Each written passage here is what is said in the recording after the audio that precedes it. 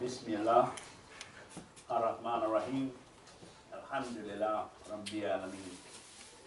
Ashhadu an la ilaha illallah, ashhadu anna Muhammadan rasulullah. I greet you all in peace, and I seek refuge in Allah from the rejected enemy Shaitan. And I greet you all, brothers and sisters, in the greeting of peace. Assalamu alaikum. And we ask Allah to do everything with His name, with His force behind us if we're correct. And because He's the most beneficent, the most merciful. And we praise Him and we thank Him. We're going to continue the program just where Brother Imam Kabir left off. But we're going to start it with a question. And the question is, when you look in the mirror, when you get in the mirror, getting your beard nice and sharp and getting your hair right, making everything right, what do you see when you look in the mirror in the morning? What do you see? Because anybody, what? You say what? You. Okay. Anybody else? What do you see when you look in the mirror? You see a reflection of who you think you are. You see a reflection of who you think you are. Well, yes, sir, brother. I see a woman. You see a woman. All right. That's good. And if your wife is standing behind you, you see two women. Right? Okay. Alhamdulillah. Alhamdulillah. Okay, we're going to move along. I want you to hear something. I'm going to make sure that this is up where you can hear it.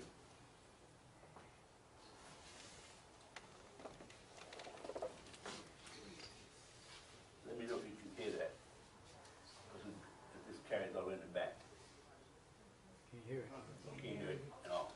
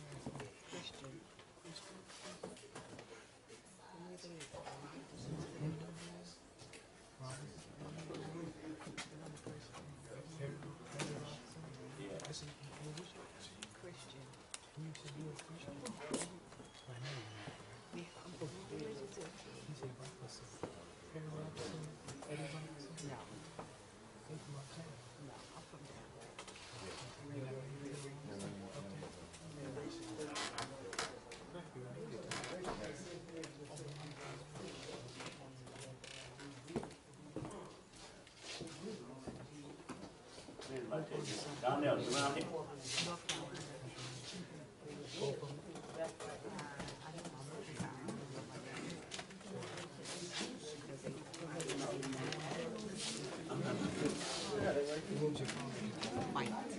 Okay, those of you who, see if we can get that sound going there down there. Those of you who heard of Jimmy the Greek, he was an odds maker.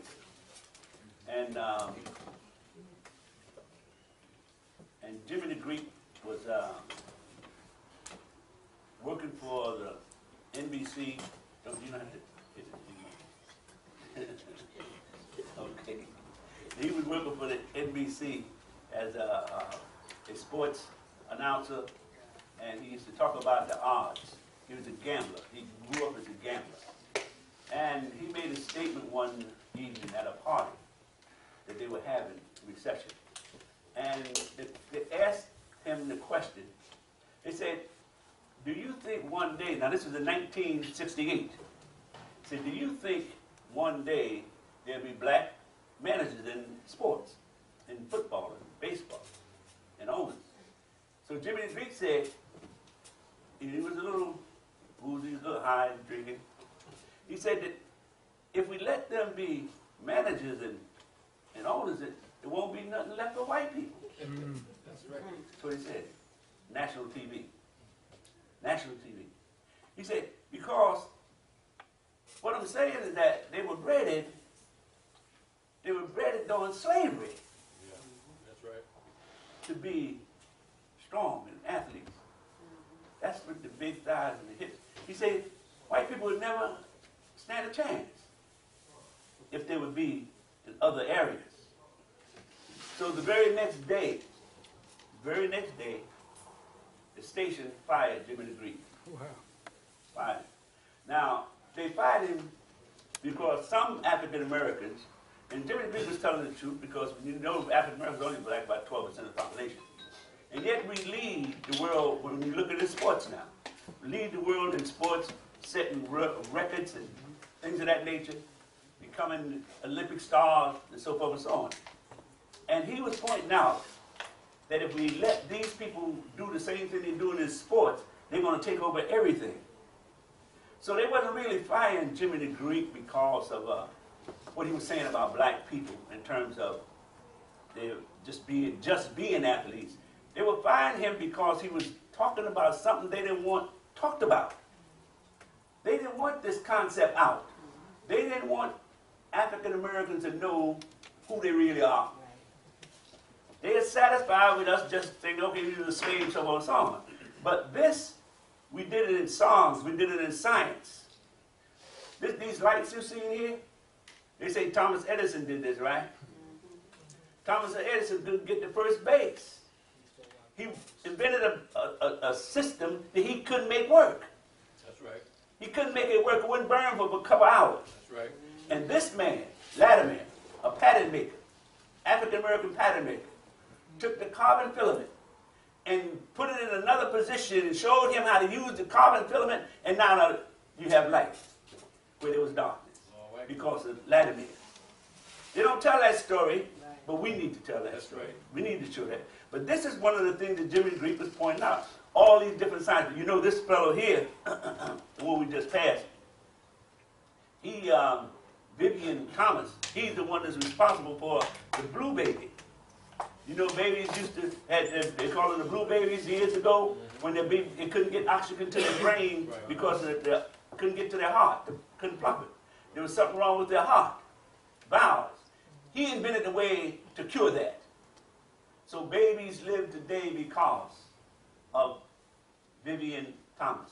Now, at least they have his picture now. And he never graduated college. This is pure, coming from their pure intuitiveness, the intuitive thinking of our people. Other inventors. Fred Jones, portable X-ray, he's the one that invented that. They don't give us those credits, and this was him responsible for the automation. So they give Henry Ford that credit, but Henry Ford didn't do that. Another, she dealt with the cataracts and things on the eye. African American.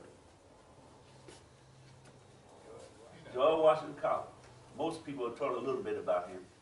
But George Washington Carver has done a lot of different things. He's the reason that farmers now have learned how to rotate crops. He taught them how to do that. They used to just plant crop in the area and then soak up all the good, then it was no more good in that area. No, he told them how you take something in one area and bring it like soy. He never had the soybean for food for human beings. That was supposed to be for animals. But he planted the soybean in one area for a couple of years and plant another crop, then he rotated them. And they found that they can grow food from now on because of this fellow here. And he invented a whole lot more. Benjamin Banneker, you know, he was the one that talked about the clock. He was also had something to do with the design of Washington, D.C. That's right. Now, this is just to give you some idea about what's happening. Now, I pray that this works. Donnell, where did Donnell go? Donnell left. See, he knew this was coming up. Because I would like for you to be able to hear this. This is a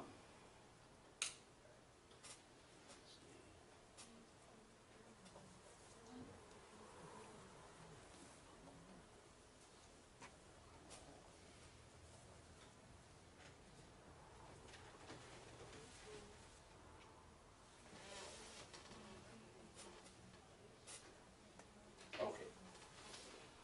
Oh, the sound is not working. We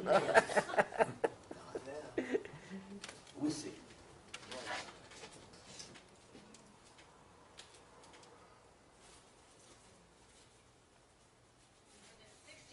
Here we go. All right. I think. Here we go. More than 60 years ago, John Hopkins named Henrietta Lacks from a cancer patient named Henrietta Lacks. Okay, this is doubling for some reason here because I clicked it twice. Medical breakthroughs were But used. I just want you to hear what they're talking about. Well, now her family has reached an agreement with the National Institutes of Health, and Terrell Brown reports on that story. Terrell is with us. Good morning. Another story. Can you hear in the back? No. Henrietta Lacks, an African-American woman who went to John Hopkins Hospital for cancer. And they took the cells, the cancer cells, in 1951. They took the cancer cells and they put them in what they do when they cultivate cells, they try to see if they can use them to make something else. And they found that her cells would not die. They found they would live in that culture. And not only did they live, they multiplied and duplicated themselves, creating an evolution, the kind of evolutionary growth in life. And they used her cells to make a cure for polio. They use her cells to make a cure for a lot of these things they're doing now. They ship themselves all across the world. Never gave her credit for it. Her family is suing and that kind of thing is going on now. But the important thing, what I want you to see and get, we're not doing a good job here on this part, but look her up when you get home. Her name is Henrietta Lacks. Henrietta Lacks. That's her family there. And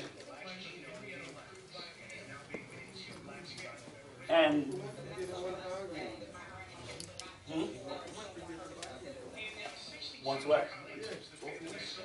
Oprah Winfrey is doing a movie on her. This is becoming a movie. On HBO. On HBO. Now, but what they didn't say in the movie, and what they didn't say here, is that those cells came from the African American people. Yeah. They were formed here in North America. Right. Those cells are nowhere else in the world. Nowhere else in the world. So what we want to do is start looking at what value really are we, and start seeing that our being created in this world here, this part of the world, is a very powerful, powerful contribution that is being made to all of humanity and to ourselves. Now, like in, anybody here working with computers? On computers, with computers? Computer? You want just one person? What? Oh, I know you work on computers, with computers. We all should be in this information age now. We all should be there. But at any rate, the point is that what I wanted to just do here for a minute is that sometimes when you're working on a computer and it's not working right, it's running too slow, there's a couple things you can do. Now, I know you know how to do this on your cell phone. When your cell phone is not working right, you call up people and say, what? They say, just reboot it or restart it. Reset it. And just take out the battery, put it back in. Boom, your phone is working. In the computer, when we're trying to get it to run smoother, we have to go to a restore point. We have to go back to a point when the computer was working properly. And then we go back to that point when it was working properly, boom, restored, and the computer says, wait for a minute, wait till we do this. It's going to take a minute. Matter of fact, you can go have a cup of coffee because it's going to be a while. So anyway, the computer restored the point, and then now you come back to your computer here and it's working good. Restore. We're going to do a restore point. Now we know what the results are. We're going to do a restore point. Jimmy the Greek, we know what he had to say. Africa. Africa was the birthplace of humanity. All of humanity. You don't have to look at your DNA. You don't have to go through no DNA tests and all that. All human beings living today. Ancestry, common ancestry. Africa, primarily from the part of Africa we call Ethiopia. And out of Ethiopia, we're talking thousands of years ago now, man came into existence 2.8 million years ago. 2.8 million years ago. And from that part in Africa, he began to walk around the earth. Thousands of years. And each time man moved around the earth, things happened. Our body changed. When we were in the parts of Africa, like Ethiopia, we had a lot of melanin in our skin. Our blood had a particular cell called, they call it the sickle cell. The sickle cell was in our bloodstream in that part of the world in order to keep us from getting malaria. Because the mosquito that caused malaria would inject that germ into the body, and then the body goes into the bloodstream and can kill the person. So, but Allah had created man with this sickle cell. So that the sickle cell captures the germ and takes it out through the spleen, so you're not even bothered by it. Not only that, the original African had a degree of melanin. And the melanin in the skin was not just for skin color, not just for the complexion. The melanin rejected some of the rays that came through the sun in order for the creature, called man, to live. If we didn't have melanin in our skin, we couldn't live in the sun, not in the part where man was created. There wouldn't have been any human beings. Now, as we moved across the planet, we moved from Ethiopia up into the north, up into Europe and China. We began to use less melanin. We didn't need as much melanin in our skin. So, and we began to eat different products, different things from the go. You remember when Shamsuddin said, we are what we eat, when you were talking about that part? That's what it is. Wherever we go, our body shapes to that land. The body is created to adapt to whatever part of the world we live in. And as we moved thousands of years, it took thousands of years, as we moved across the planet, we began to lose the melanin that was necessary at one place. But it wasn't necessary as we got further north. And as we got further north, our eyes began to change. Our eyes became blue and our hair became blonde and red. All the colors came. This is when man came into existence. This is man's evolution. And this talks about the melanin. You can go on, most of you, when you go on your computer, those of you who don't, get your grandchildren, they want to use the computer. Tell them to look up melanin, and it'll tell you something about it.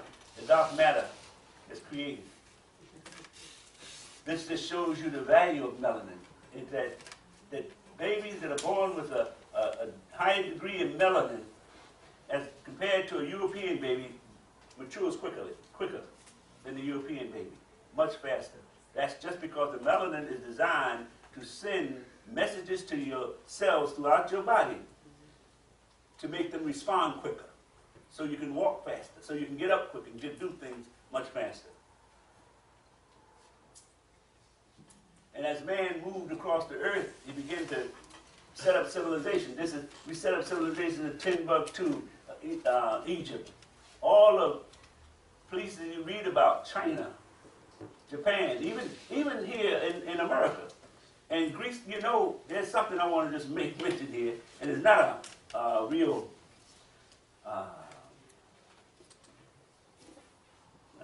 not a complaint. I used to sit in history classes in high school, and they used to tell history and talk about the Greeks and the Romans. And I would come out to history class and thinking the Greeks and the Romans put the moon up there. The Greeks and the Romans put the sun up there. You would think the Greeks, and after I got into my own research, much years later, I found out the Greeks and the Romans invented nothing. Mathematics was invented by the African who went into India, settled in India. They got the first form of what we call arithmetic number system. Almost every civilization I uncovered so that they had a number system. Even the Incas here, in this part of the world, the Aztecs, They had a number, so they had calendars. They did all those things. The Greeks and Romans had none of those things. None of those. They invented none of those things. But because they telling the story, so you read his story is to shape your mind to believe in him and not in yourself. Right. This is why we must tell our story. Our story. And our story as African Americans, you see how that whole idea and concept of slavery came into existence. Who are you? Brother asked that question. Very important. When you, brother over here say he's a winner. Say, who are you? I'm a winner. I saw it this morning in the mirror. Yes, sir. The European controlled a lot of the world because we won't do the whole story on how they did that this evening. But what I will tell you is this. The smallest country in Europe started the whole process of Europeans coming out of Europe. Europeans couldn't get out of Europe because they had to come through Turkey, they had to come through China and all those kind of countries to get into another part of the world which had spices, which had things they could use to season their meats and store. See, Europe was a pretty barren land. Europe is very cold. Europe, they don't grow all plants up there. They don't grow the kind of things you grow in China and Africa and all other places. They just grow some grains. And they have rivers they could fish in. They fished out all the rivers, so they had to take to the sea. And they became fishermen in the sea because they just didn't have any more fish. And they were becoming overpopulated. They wanted to get into an area where they could learn how to season their foods, save their foods, and to preserve them. You got to preserve meat. And if you don't season meat properly, you can't preserve it. So they had to get all those kinds of things, but they had to get it from the islands. And they had to go through other countries to do that. And it was just too cost effective. They had to fight all the way. It just wasn't cost effective. It was just too much money. So what Portugal did, Portugal sits on the outer spans of Spain.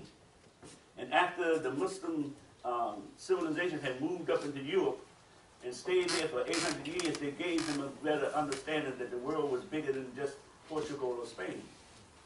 See, until that time, Europe was called the Dark Ages, which means they wasn't smart enough to even encourage each other to read. They would destroy books because they didn't want the populations to read. They didn't want the common man to get an understanding. So they destroyed books, and books was their way to enlighten them. And they're not becoming enlightened, they didn't become inventors. So they was just lost for a long time until the Muslim civilization came up, brought them mathematics, brought them science, brought them chemistry, brought them algebra. But all of the things you hear about today was brought up by the Muslim civilization into Europe. And then Europe began to grow for about 800 years with that knowledge. And that's when Portugal came out of Europe and then tried to find another way around the coast, down around Africa, into the islands. And in doing so, they found other portions of the world, such as Cuba, South America. And in 1492, when Columbus finally came here from Spain, who gave him the money to do it, there was over 100 million people here already. Here in this land already. And 90% of them are extinct because of the European population when they came in. So what Europe did, Europe then began to try to make more money. And they found that they can grow in this Western world. They can grow cotton. They can grow sugar. They could grow tobacco. All those things were they couldn't grow that in Europe. None of that could be grown in Europe. But they could grow it in this part of the world. But those particular products, tobacco and sugar, all were products that had to be handled by hand. They were hand-picked products. At the time, they didn't have the wherewithal to make those machineries to pick cotton and things of that nature. So sugar, cotton, and tobacco became the backbone of building an industry in Europe. The industrial age moved in because of those products. Slaves built and managed the plantations. Slaves were taught taught carpentry, masonry, all of that. Slaves that they got from Africa. And there are many stories that we can go through about how the slaves got here from Africa. And some of them are not pretty. Some of them are just stories. But the stories how they got here is not as important as what happened after they got here. That's what really is important. Because that's where all of this comes from.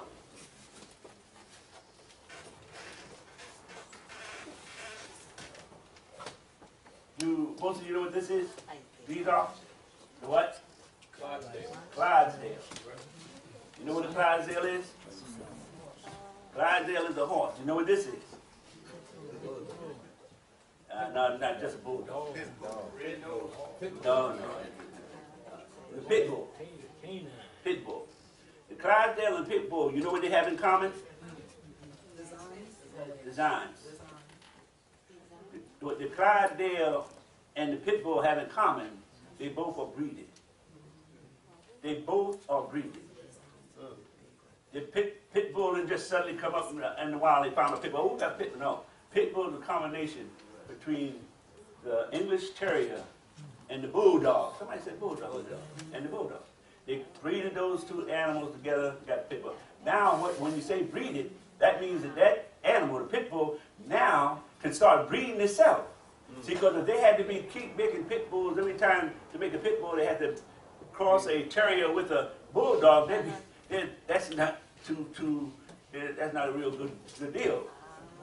But once they get a pit bull and make a male pit bull and a female pit bull, if they make them together, they get another pit bull. That's breeding. And they did the same thing with the mare and the stallion.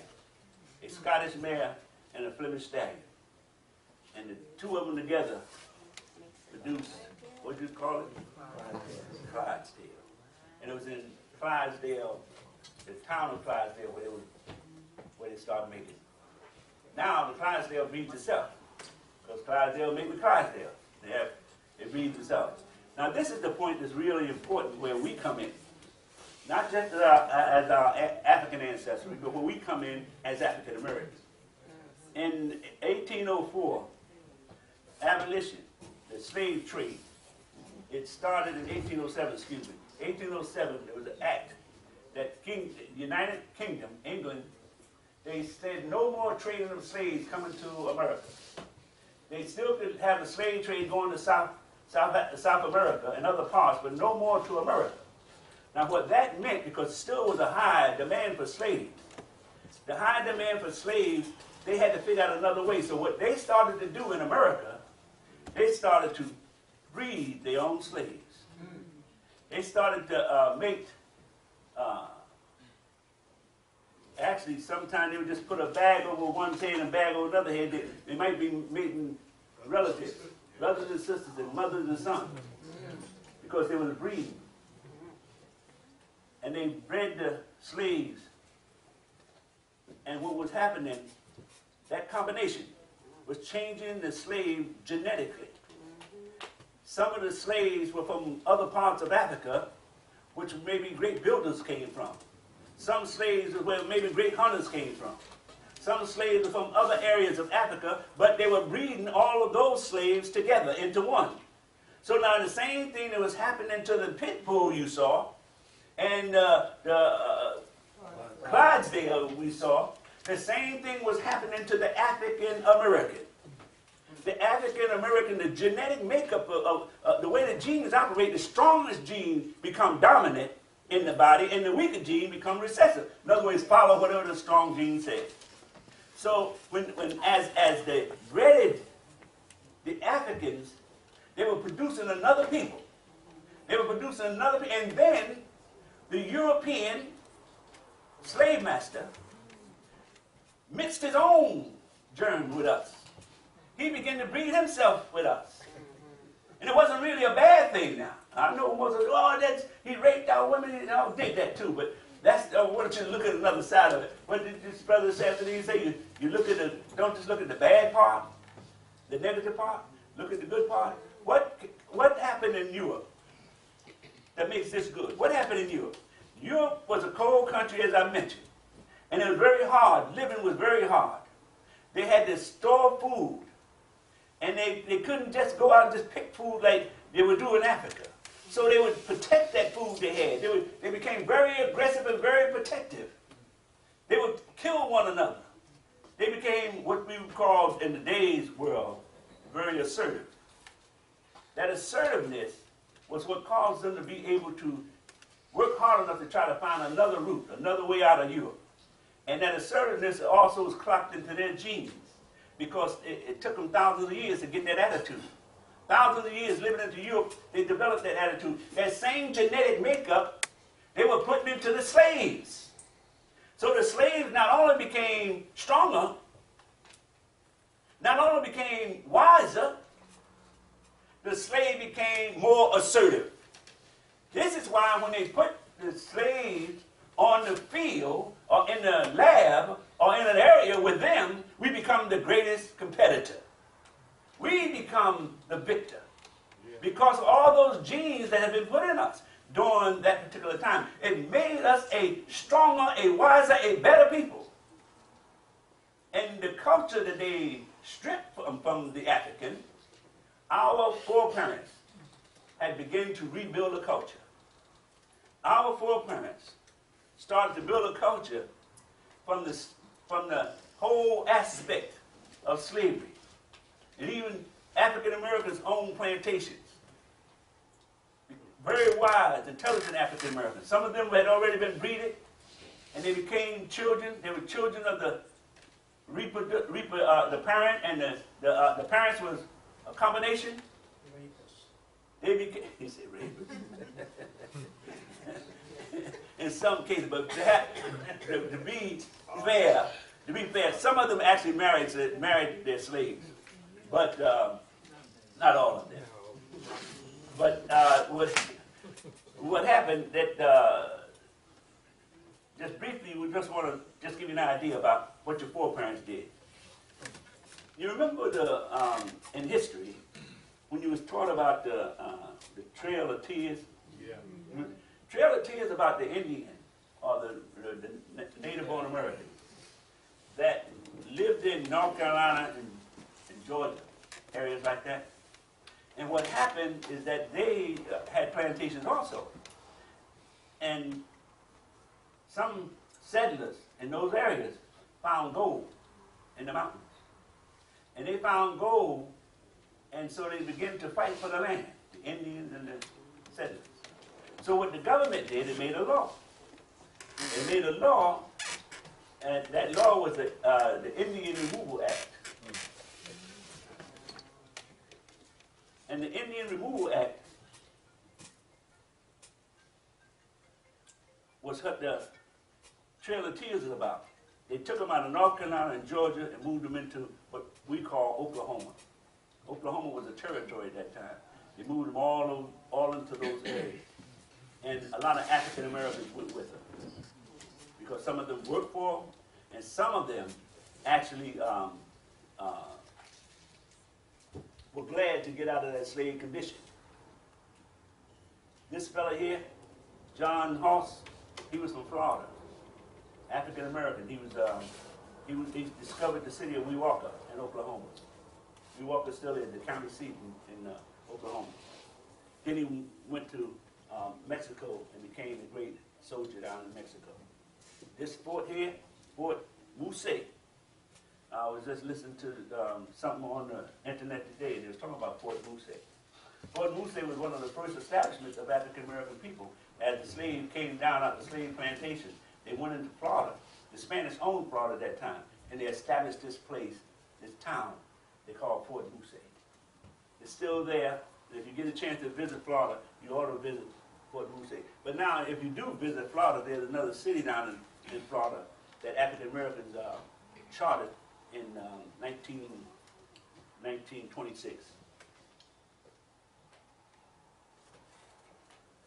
The Civil War is what brought about the big change. And the Civil War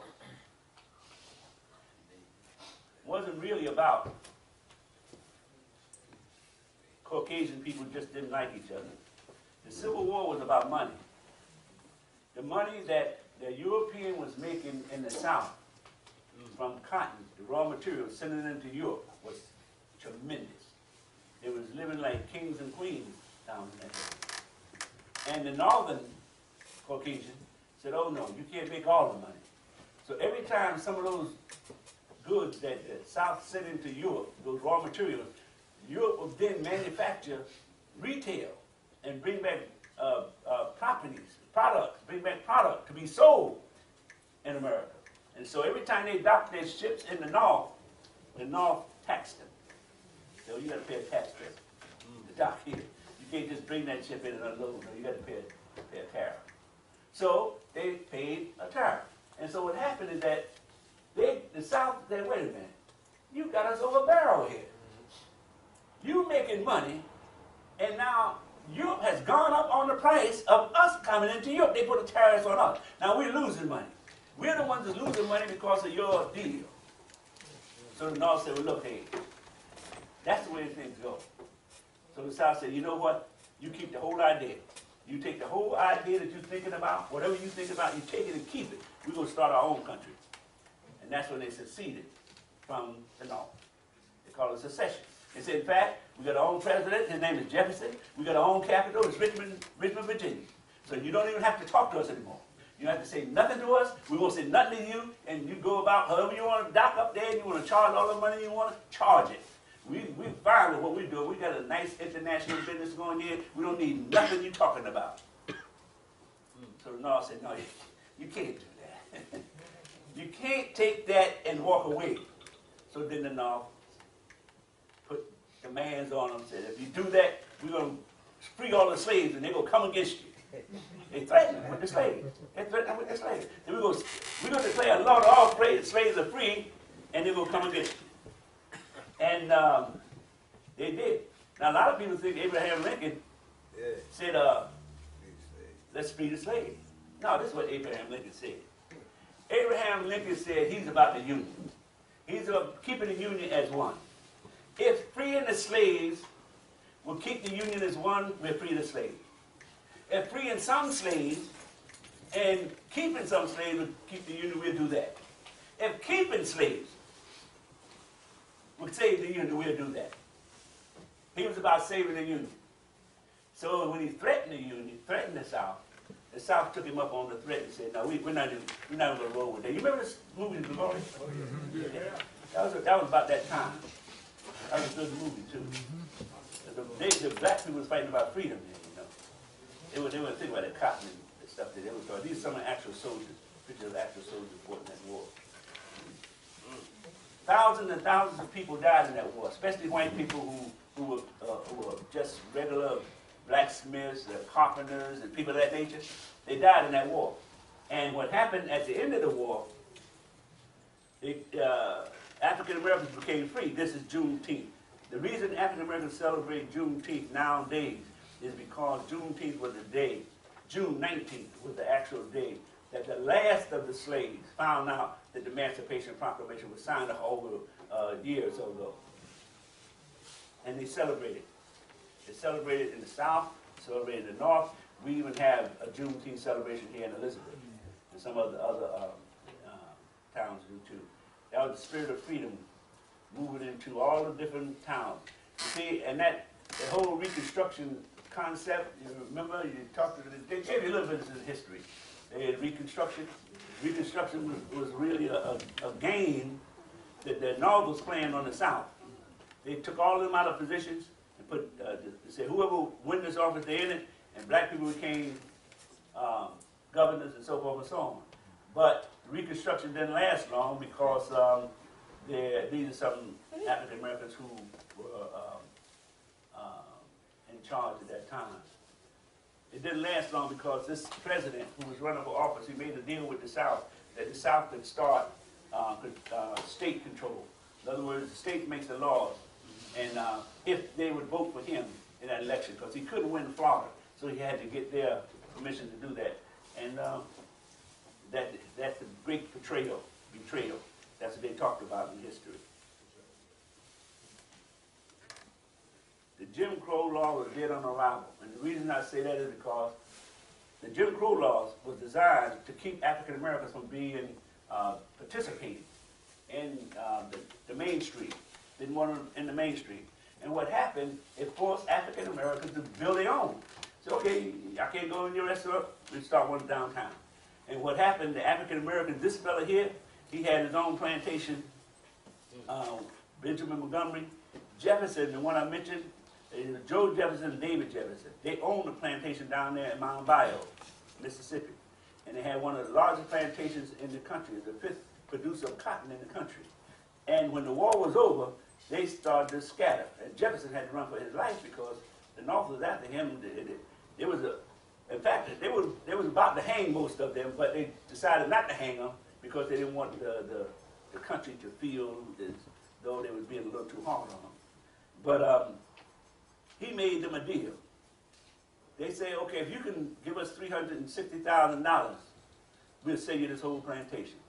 He put together a package, some other African Americans, and they bought the plantation. And it became one of the largest producers of plantation. This is Jefferson and Joe Davis here on the plantation. And so when he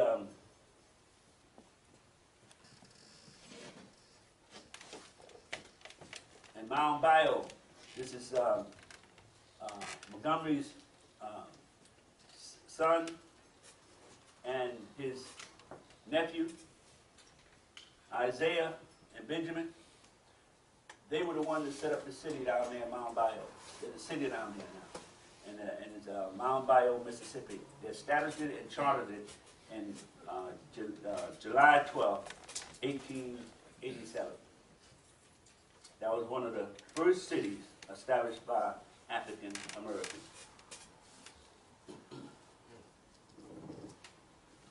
That's what it looked like when they started building on it, and they started establishing banks, and it became a very productive, powerful city. Had their own banks. This is Booker T. Washington. He spoke there to over 16,000 people, African Americans, when they opened up the first gin mill in Mound Bayou. Gin mill, anybody know what a gin mill is? Yeah. Don't say it's gin mill. Cotton gin. It's what? Cotton gin. It's a what? Cotton gin. Cotton gin, yes.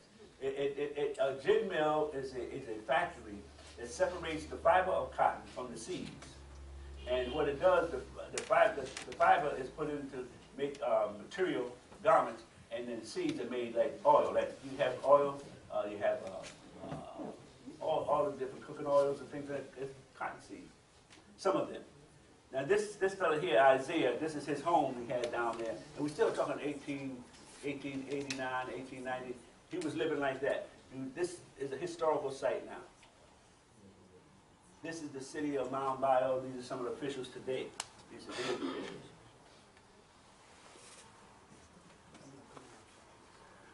Fraser, Edward Fraser. Edward Franklin Fraser, African American historian, writer. He said that African Americans was advancing so fast in comparison to the Caucasians and their same living conditions. They gained more control than their counterparts, white counterparts. They was getting more land. They was getting control of the trade. They was really making more progress than all the white people in the whole area, because the black people had come out of slavery with skills. They came out of slavery as blacksmiths, carpenters, and tanners, and all of those things. They came out with skills, and they put those skills to work. And what Fraser was saying, he said not only that, he said they were on the brink of the steel industry. I don't know how many of you really know the impact of that. Most of the world's buildings today, most of the world's 80 to 95% of them are built from steel, stainless steel. Because steel is the best product to build buildings. And African America was on the brink of controlling that industry. And some things happened that caused it to lose that advantage. But this just gives you an idea about what steel, the steel mills and the impact of it. Of course, we were the blacksmiths. Now, Richmond was one of those towns where we built up strong. And Jackson Ward, Richmond. Because Richmond was the town that the South burnt down. They burnt it down because they didn't want the North to be able to use anything that they left behind. So they burned it all up. And this is what Richmond was looking like during that period of time after the Civil War. Out of their frustration. And African Americans came in and began to build. Banks, newspapers. Richmond became very powerful. In fact, that was one of the what they call black capitalism. That was one of the areas. Richmond was one of the, they said Black Wall Street in Tulsa, Oklahoma. That was just one of 4 major areas.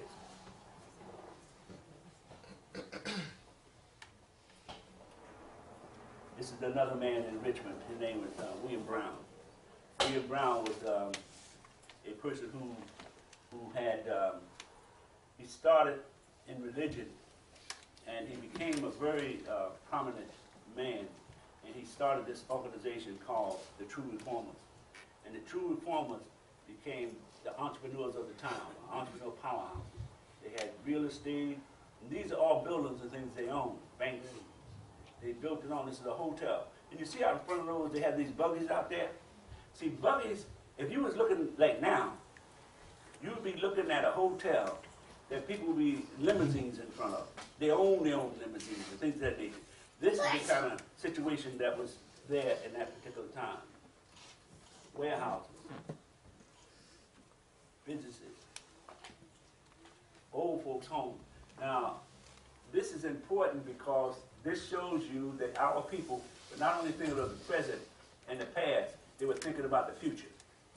The people who helped them establish something, they was planning, they built homes for them to go to. This is a newspaper article. They was talking about a bus trip going all the way down to the shore and costing $1.25. This is in 1899. 1899. This is they said, come on this excursion with us and look at some of these homes, second homes. They're talking about second homes. And you know that you're not going to look at a second home unless you got a first home. Your first home going to be better than your second home, but this is like just somewhere they go to have a good time. But this shows you the affluence that was in the African American community of that time.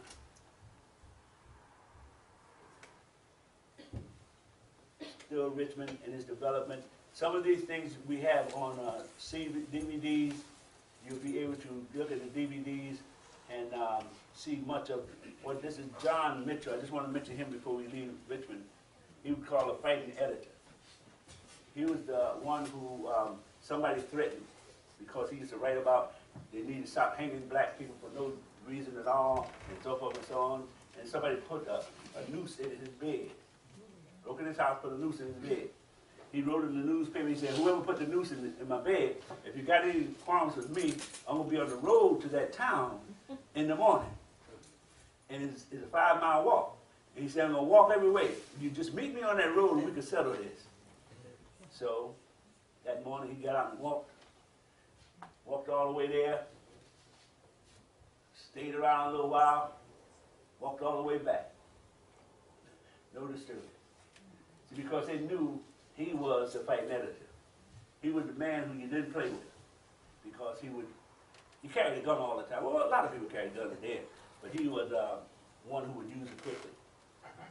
This is Parrish Street, Durham, North Carolina, another Black Wall Street. You heard of North Carolina Mutual? North Carolina Mutual? I know I'm going a little fast here, but we some of the things that you will be able to get from our disc and off our website. North Carolina Mutual still exists. People still are working there. This is another bank that's still in existence. This bank here is still in existence. African Americans are doing well in that part, and they were doing well in that part for years. This just shows you how it started, the start of those areas.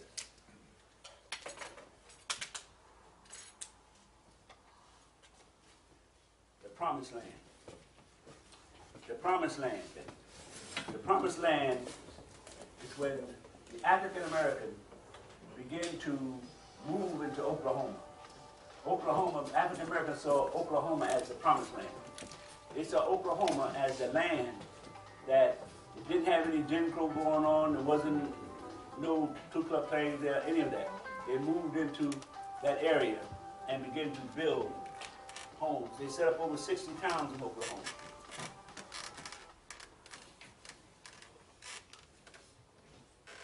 This just gives you some of the progress that they were making. You heard of the Buffalo Soldiers, right? This fella here, he moved into Oklahoma, McCain, and he was the one that set up Langston University. Heard Langston University College? He's the one that set that. And the town, he set up the town of Langston also. That's what the university established, a newspaper. Foley probably was considered the town, the center of all the towns that were established during that time. Foley, Oklahoma was the town, was the place where all of those things were what they sort of like manifested themselves in that area. Just checking the time here. Okay, we're going to sort of wind down. Because a lot of what we have is in some of our books. The books that we have here, the Negro Market talks a lot about that. And my novel talks a lot about that, that you can get some of this information out of. But what I want to get to and bringing this down to a close is that the main part about all of what our people were doing, it's our heritage. What we did in Tulsa, Oklahoma, our heritage. We had this is we built this in Tulsa, Oklahoma.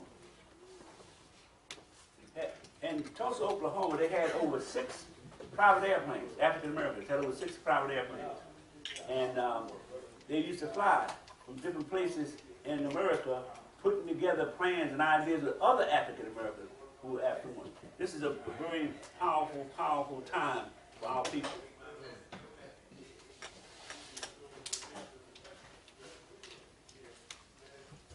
The first automobile that was on the assembly line, African American was really responsible for this one here, showing this African American building his automobile, and he was on a challenge at Henry Ford and all the rest of the people for the dominion of owning the car industry.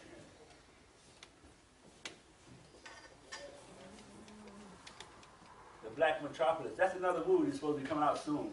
You keep your eye open for that movie, The Black Metropolis. It's going to be a great movie coming out. Just want to get down to a part here to